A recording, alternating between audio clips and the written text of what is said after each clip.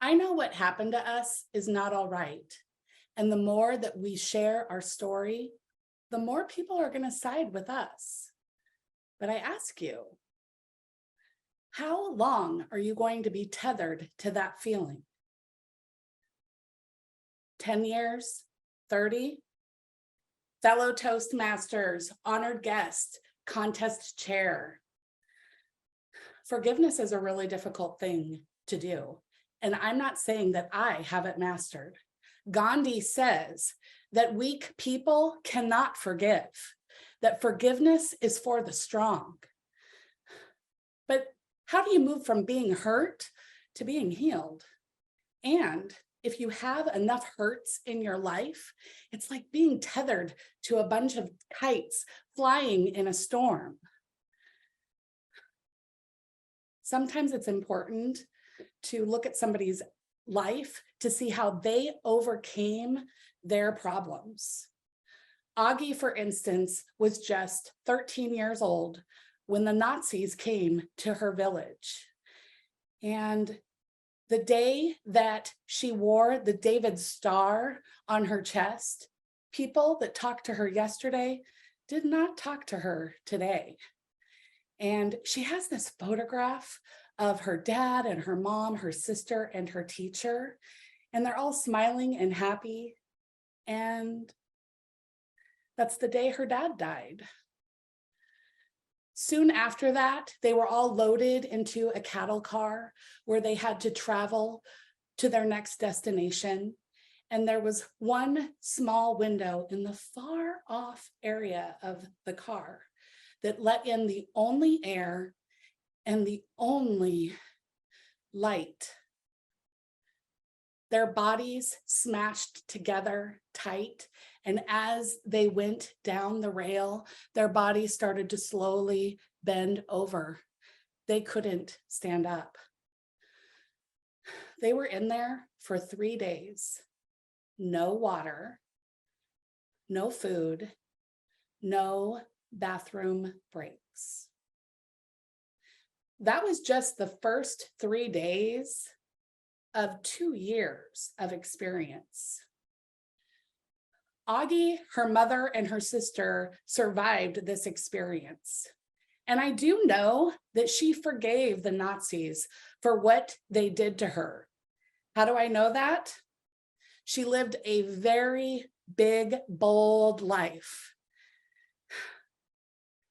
But how do you move from being hurt that bad to forgiveness? Now, let me make one thing very clear. Forgiveness has nothing to do with them, and it has everything to do with you. Once you forgive, you are set free to live your life and set the goals that you need to do. In my own life, overcoming childhood abuse, I remember this moment where we were getting a family photo. I believe I was 6 years old, and my hand was in a fist. And the photographer said, "Hold his hand." And I remember thinking, no, I am not holding his hand.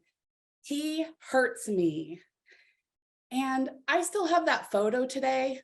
I'm missing my front teeth and I have a big smile, but that fist is solid.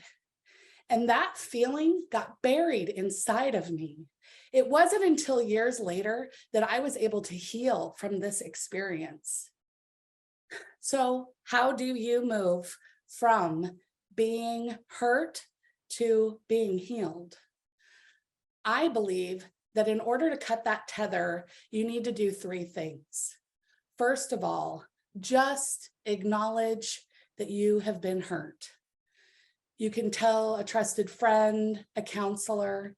The second thing is you need to decide that you're never going to do that to someone else. And then the third, you set goals and you just start living your life as bold as you can. I know in my own life, I've also learned that you can actually get tethered to someone else's pain. I was in the passenger seat driving down the road with my friend, and her kids were in the back seat. her son yelled out, "Pray for daddy." And I remember that moment, it hit me like a tethered arrow. No, I don't want to pray for daddy. He is in prison because he hurt you. He hurt you all. No, I don't want to pray for him. I knew what to do. In that moment, I said, he hurt you, and that hurts me. But you're right, we do need to pray for him. And I prayed this prayer of, tear him down, Lord, and build him into the man that you created him to be. And just like that, it was cut. Now I ask you, how long are you going to hold on to your pain? 30 years, 10, a year, a month, a day? I say, be strong, cut the tether, set yourself free. Madam Toastmaster,